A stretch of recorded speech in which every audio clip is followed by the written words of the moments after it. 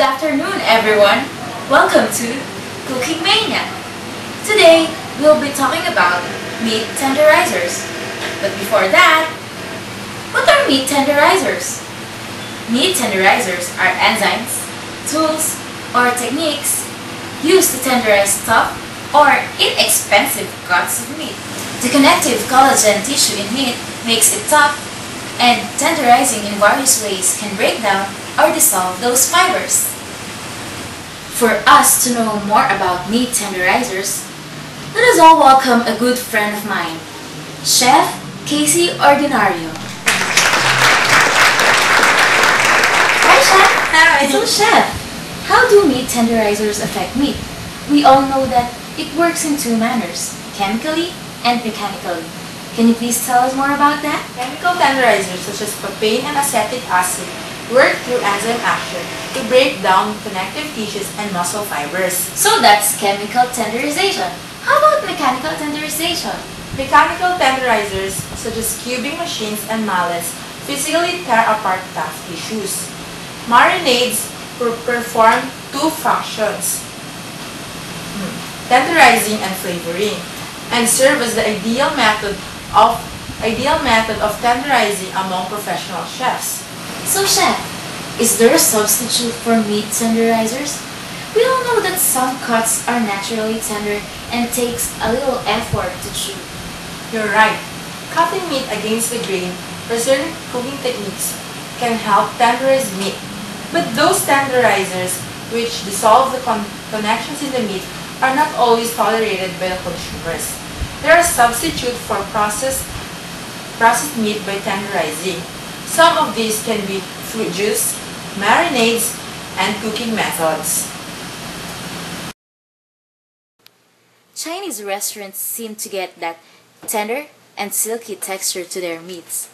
By the help of our guest chef for today, you can now get that same tender meat at home with a simple and natural tenderizer, baking soda. Good afternoon. So I'm here to teach how to tenderize meat in various ways. So the first thing we'll do is tenderizing meat with baking soda. So we will be needing, of course, meat, baking powder, and that's all. So first we're going to slice the meat into thin slices. So I already made a thin slices of meat. So we're going to put it in the bowl. 1 tablespoon of baking powder. Actually, you don't need to measure it. Just estimate how will the baking powder cover the meat. So mix it well.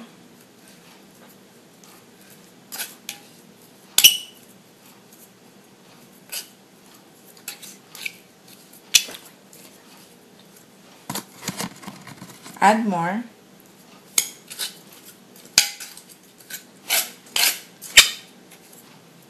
And leave the soda between the meat for an hour. And after 1 hour, rinse it thoroughly. So it's a tenderizer. It's not a condiment. Squeeze or wipe the excess water off the meat and pat the meals dry with paper towels. So after 1 hour, you need to rinse the pork with baking powder. So rinse it thoroughly.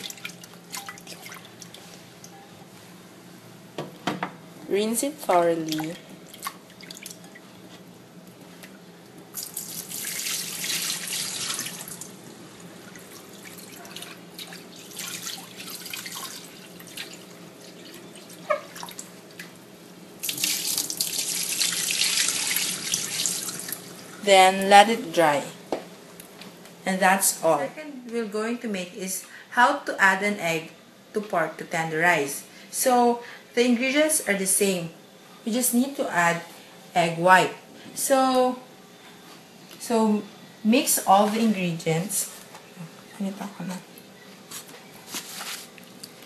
Okay, marinating pork in egg white and baking soda is an effective way to tenderize meat without adding flavor. Using baking soda and egg white as a tenderizer for pork has its roots in Chinese cooking. Tenderizing pork in this manner is useful when cooking stir fries or other recipes requiring small slices of meat.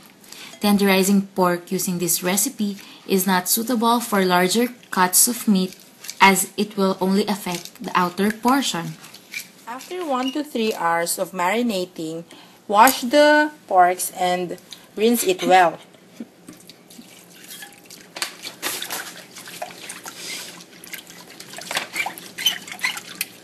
Ensure the mixture has been thoroughly removed from the meat as a lingering soda flavor can remain. After you have cleaned the meat, you can add your own seasonings before cooking. For traditional Chinese dishes, you can use a marinade mixture of egg white and cornstarch of the meat for 30 minutes before cooking in hot oil. This method is called velveting. The third one we're going to do is marinate the pork with vinegar. Yes, only vinegar. So the ingredients is the same: thin slice of pork and of course vinegar. So put them all into a bowl and then add a vinegar. Vinegar is acidic and will tenderize the meat as well as add flavoring to the meat.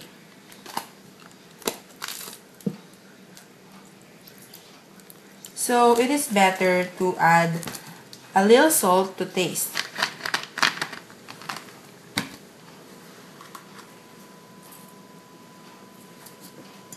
After marinating, leave it for a couple of hours in the refrigerator. And then after marinating, same as we did from the first and second, rinse it well. So that's all. Last thing we're going to do is how to tenderize and how to marinate pork. So marinating the pork has two benefits. It adds flavor and tenderizes the meat. So we're going to need pork as usual, soy sauce, salt, garlic, pepper, and sugar. So it's easy because we're going to mix them in one bowl. So this is the soy and the pork with salt, garlic granulate,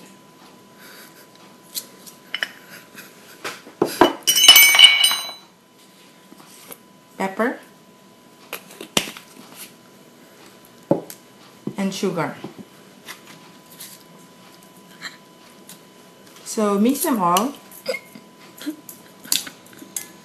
Refrigerate them in an hour. And you don't need to rinse it.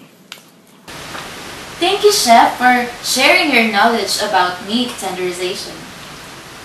Okay, guys, we're done with the discussion and demonstration about meat tenderization. So I hope you guys learn a lot next week. See you again next week here on Cooking Mania!